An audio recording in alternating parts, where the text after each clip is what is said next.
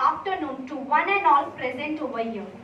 Imagination is more important than knowledge, for knowledge is limited. Imagination embraces the entire world, stimulating progress and giving birth to evolution, said Albert Einstein.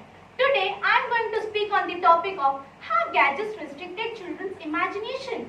As we can see and know, gadgets have overtaken the world of human life. The usefulness of technology is indisputably huge. On the other hand, we should remember that it has negative consequences in many other aspects. Kids seem to be most vulnerable to the negative influence of technology, like spending less time outside, socially awkward, and mindless eating while watching TV or playing video games. Children use technology for their educational purposes, and hence they don't have enough time for self-reflection and analysis, like using calculators for solving simple manual questions, and hence they make them incapable. Hence, imagination decreases. Is children use gadgets for their only educational purposes? No. Children use gadgets for their non-educational purposes too, and they don't lose interest in playing physical games. They don't find pleasure in it, and hence it reflects, ultimately it affects their skills and techniques. It's not just about the child's screen time. It's the amount of time they have spent on such devices. It's a loss of sense of time. When children play, pretend with others, they work in cooperation, negotiation, collaboration, and sharing responsibility. They negotiate while playing physical games. They collaborate with each other. We can see various teamwork and unity among them. And there is lack of this unity while they do not play physical games.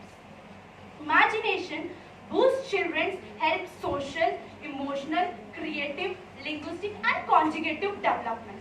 Secondly, children require real activity and movement for increasing their imagination and creativity. Furthermore, imagination builds children's social emotional development and boosts children's confidence. Our brain doesn't think, it needs some analysis. For analysis, it is important to participate in various real activities. By participating in real activities, children learn how to be more independent and overcome the challenges and much more. We can see that today people are completely dependent on modern gadgets. Everywhere around we can spot young people and even children using gadgets and using their headphones in their ears connected to their iPods, unaware of their own surroundings. Perhaps we have lost the habit of reading newspapers and books. Imagination is an essential process which helps children to learn many critical lifelong skills, and we can see a degradation in this thing. It is rightly said that imagination is most important thing to enhance their knowledge. Every child is an artist. Imagination is the beginning. Technology should be used at reasonable level. When children use technology up to a reasonable extent, it will help us to gain knowledge in various fields and more accurately and in a faster way. Technology should use in a reasonable way.